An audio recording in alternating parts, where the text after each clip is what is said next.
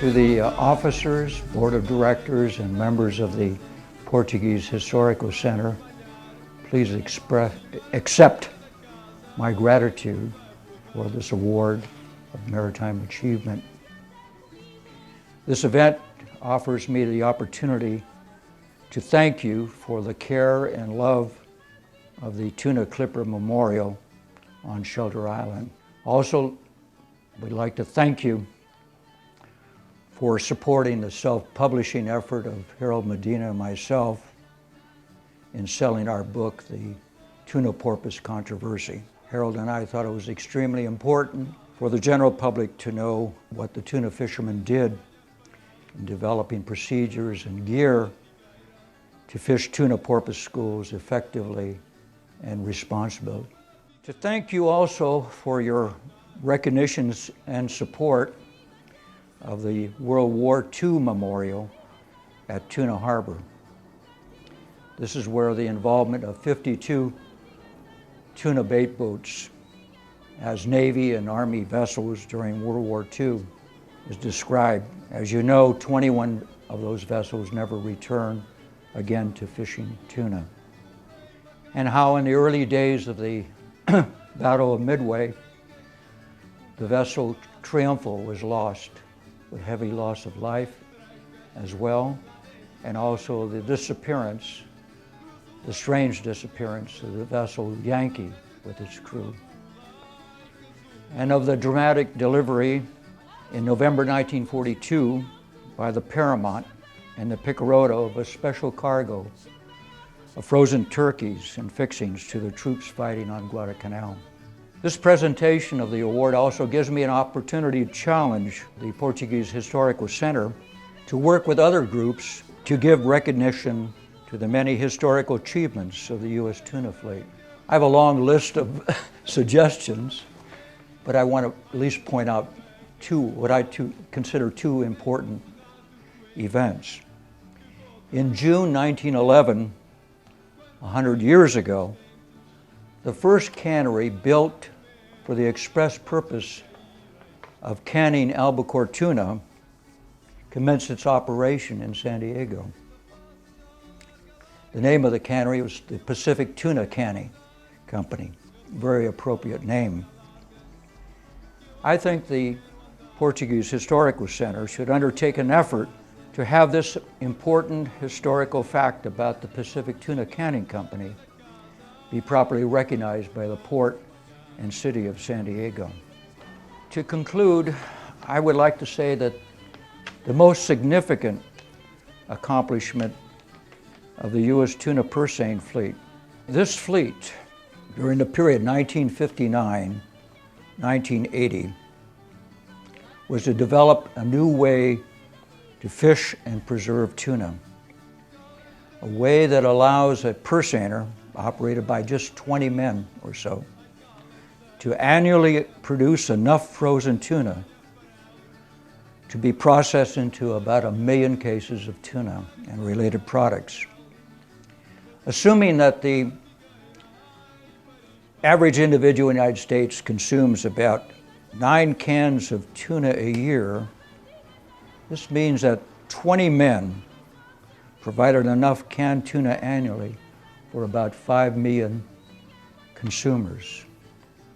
This is the reason why the tuna purseine fishing method has created a worldwide commodity of canned tuna. This accomplishment by the fishermen in San Diego in particular,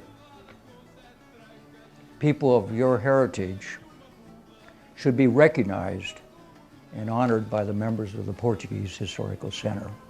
Thank you.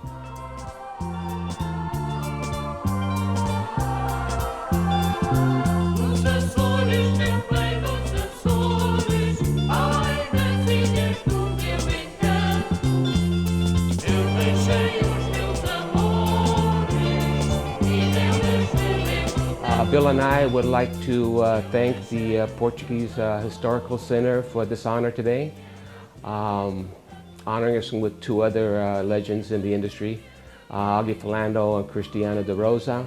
We thank them very much. We also like to acknowledge the work of the Portuguese Historical Center, saving the past for the future generations to look upon. Well, I think this award really is an affirmation of not just us, but all the people that we worked with in the past, the crew members and the owners. I think we were lucky and fortunate to work with some of the best.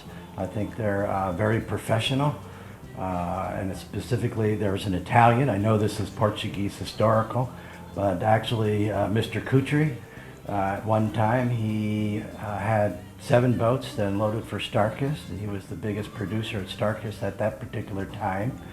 And and I have to say, on one dinner and during Christmas, he gave a speech and he said one of the smartest things he ever did was hire 2 Portuguese people for the office, and all his captains had to be Portuguese.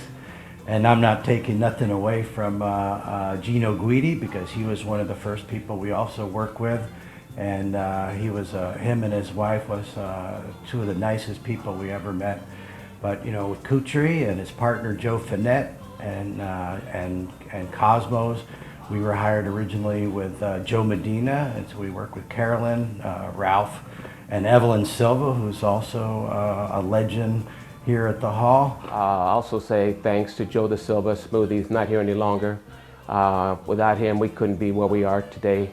He not only started us in the beginning, but he also helped me along with any time that I needed a question asked. I would just ask him, because not being fishing before, there would be a lot of things I wouldn't understand. And so I would always ask Smoothie and Joe Finette their ideas to help me out. I would like to thank my family. I know this, as you know, the fishing industry is real rough, tough. It takes a lot of your hours and time. And I'd like to thank them for standing by me, and with all the long hours and the long days and the traveling for over 30 years. And without them, we couldn't have done it. We needed somebody behind us, and we had it. And an important person I forgot to thank is my partner, Mr. Silva, because with It Takes 2, and we probably argued more than our wives and probably spent more time together than our wives. And to be honest, for 2 people to stay in business together for this long is truly amazing. And I thank Portuguese Historical Society, all the people that were involved in this, and very much appreciate it. And I thank you, Bill.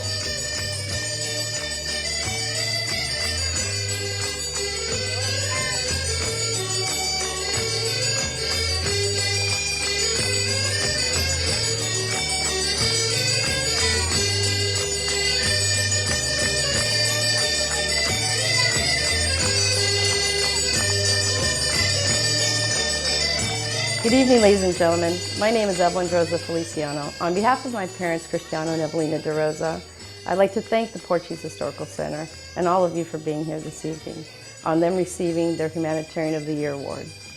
My parents' story, if I can go on and tell you a little bit about them, is a typical immigrant story, the typical story that built America, made it the melting pot that it is today. They married in 1954 in Pico, Azores, where they're both naturalized from. And for the first 13 months, they weren't even together. My mother had come to this country in hopes of a better life. They had spoken about it, and they wanted their families to be raised with more opportunity than was available in the Azores at the time. And so my mother came ahead, and she was here for 13 months without my father. She loves to tell the story about how she was ironing clothes one night, and there was a knock on the door at the apartment, and she was upset because she thought it was her younger brother, Albert, who forgot his key again, like he always did. And when she opened the door, it was my father. And he arrived in this country with about $50 in his pocket. And that's what they had to get started with. They have been together for almost 60 years. And it's a marriage that I idolize, and their values and their traditions, and the way they raised my brothers and I to give back to the community and to have pride in your tradition and your heritage and your culture is something that I will carry with me, and that I hope to instill in my children. My father began fishing. The next day after he got here, he went straight down to the docks to find a job. And he worked his way up through the ranks. And in 1973, he went into partnerships with Van Camp Seafoods. And in 1974, his vessel, the Evelyn de Rosa, was launched. It was the beginning of their way of building for their future and giving back to their community. My mother worked at Rotner's, which was a clothing store, sewing suits for men, and she helped many people in the community get jobs there. My father, once he became the boat owner and was more involved and began his own company, through the partnership with Van Camps, my mother and he were allowed and helped get many people, many Portuguese immigrants that came to this country, jobs there. They became really involved within their community through various organizations throughout the years, from the Portuguese Historical Center and the hall itself to Portuguese American Club, the members of the IDS, the UPC, I mean, various organizations. They were always willing to help and give back.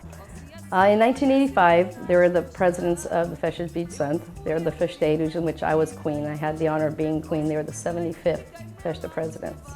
I went on through what they instilled in me to give back to my community also, and I went on to be the 100th Festa president and do the centennial, which is something that my parents were proud of also.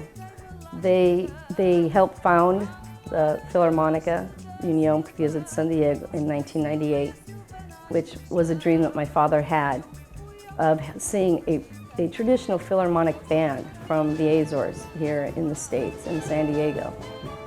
They are just continuously involved. Anybody that comes, they try to support. Any organization that needs their help, they're there. Not only, donating financially, but supporting them physically, whether it's working down here at the hall for all the various fundraisers or anything. My father, being involved so much through the industry and through the community, actually in 2000 was awarded the honor of Comendador Benemérito, which is Commander in Merit, which is the highest honor that the Portuguese government can bestow upon a civilian. And that actually was a highlight of him giving back. He had helped so many Portuguese people, along with my mother by his side. When the boat, the Evelyn, unfortunately sank in 1993, they went and purchased 2 more vessels in Portugal, which put millions of dollars, US dollars, into the Portuguese economy because the boats were redone there in Portugal. And it was a cannery, or a shipyard, I should say, that was actually defunct at the time, so it helped give many of those Portuguese people their jobs also.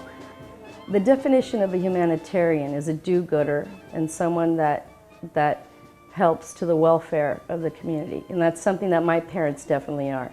And I know in receiving this award, they are extremely grateful and extremely proud. And being a fellow Humanitarian of the Year award recipient, I know exactly what they're feeling.